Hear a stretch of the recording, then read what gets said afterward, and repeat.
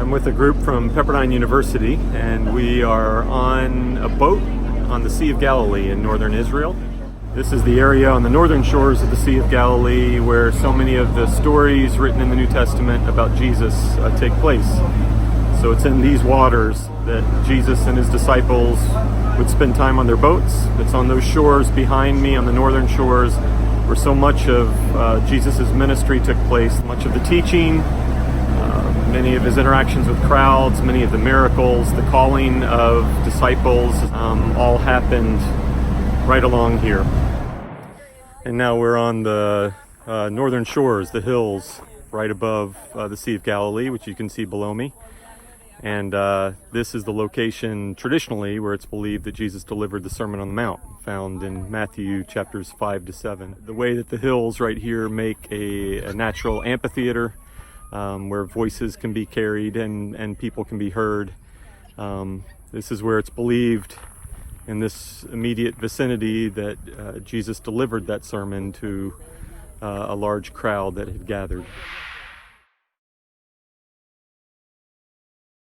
Christians will often refer to the land of Israel and the religious sites that are in Israel as holy, and will even often describe a trip to the Holy Lands as a pilgrimage. And that's true in some important ways. But there's another important sense in which there are no holy sites for the Christian faith.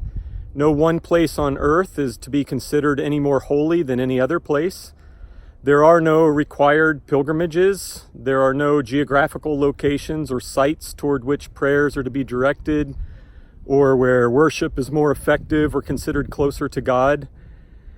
The New Testament rather describes followers of Jesus as being called to be citizens of heaven, and the New Testament calls people to worship not on this mountain or that mountain or in this location or that location, but calls people to worship in spirit and in truth. And yet, this universal Christian message is also not intended to be understood in some kind of abstracted, spiritualized sense.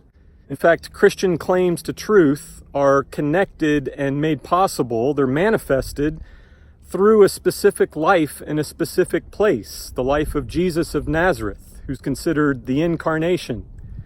And in fact, Christians believe that Jesus is the embodiment of a specific people with a specific history, the people of Israel, and Jesus is considered the fulfillment of Israel's universal mission. And so while there are no holy places, no holy sites in Christianity in one sense, in another sense, there is something special and inspirational about the places of Jesus. To see the area where he was born in Bethlehem outside of Jerusalem, to visit the ruins of the village of Nazareth and to imagine Jesus as a young boy playing there, to visit and to drink water from the well in Nazareth, a well which certainly Mary would have visited as she collected water for the family, to visit the archaeological remains of the town of Capernaum, which played an important role in Jesus' life, to visit the Jordan River, the place where Jesus spent time, where Jesus was baptized, and where Christians come from all around the world today, Christian pilgrims, to be baptized in the river like Jesus. To walk in his steps around the Temple Mount, where Herod's temple would have been located. To visit the Mount of Olives, to go down to the Garden of Gethsemane, where Jesus prayed on the final nights of his life.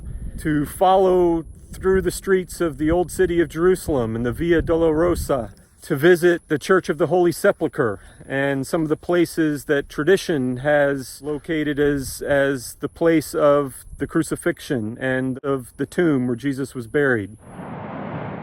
So whether we call these places holy or not, for Christians like myself, visiting the places of Jesus is a unique experience. If for no other reason, it makes the stories of the Bible come alive in special and exciting ways.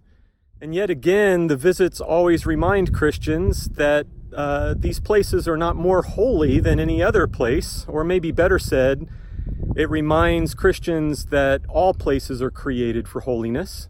And so even as you visit these places, you're reminded of that, and you're called and you're commissioned to be a manifestation and an embodiment of God's truth and God's love yourself, and that we are as communities, and that universal Christian claims of truth always manifest themselves in specific contexts and communities and peoples, that Christian truth claims are always incarnational.